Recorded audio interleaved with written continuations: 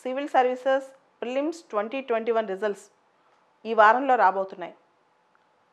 ఒకవేళ సక్సెస్ అయితే అది ఓకే.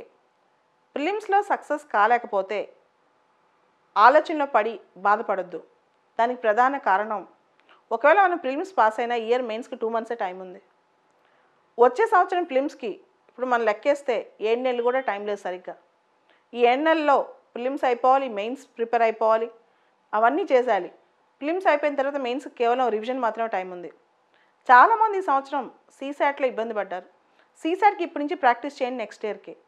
అంతేగాని రిజల్ట్ ఏమవుద్దో అన్న బాధతోనో లేదా వచ్చే వారం రాలేదో అన్న బాధతోనో టెన్షన్ పడిపోయి అన్నీ పక్కన పెట్టేసి ఒక 2 నెలలు టైం వేస్ట్ చేసి మళ్ళీ ఫిబ్రవరిలో అలా స్టార్ట్ చేస్తే అసలు టైం నెక్స్ట్ ఇయర్ ప్రిలిమ్స్ కూడా ఇదే ప్రాబ్లం వస్తుంది. కాబట్టి ఇమీడియట్గా 2022 ఎగ్జామ్ మీద ఫోకస్ చేయండి. ఈ రిజల్ట్ పాజిటివ్గా వస్తే మెయిన్స్ రాయొచ్చు, రాకపోతే దిగులు పడిపోయి మొత్తం పక్కన పెట్టేసి 2-3 నెలలు టైం వేస్ట్ మాత్రం చేయొద్దు. ఎందుకంటే నెక్స్ట్ టైం ఆలోచించడానికి 12 నెలలు టైం లేదు, 2 ఇయర్స్ టైం లేదు, ఓన్లీ 6 మంత్స్ మ్యాక్సిమం టైం ఉంది. కాబట్టి ఆ 6 మంత్స్ టైంలో ఇప్పటి నుంచి ప్రిలిమ్స్ మెయిన్స్ చదువుకున్నా కానీ అవ్వడం కష్టం.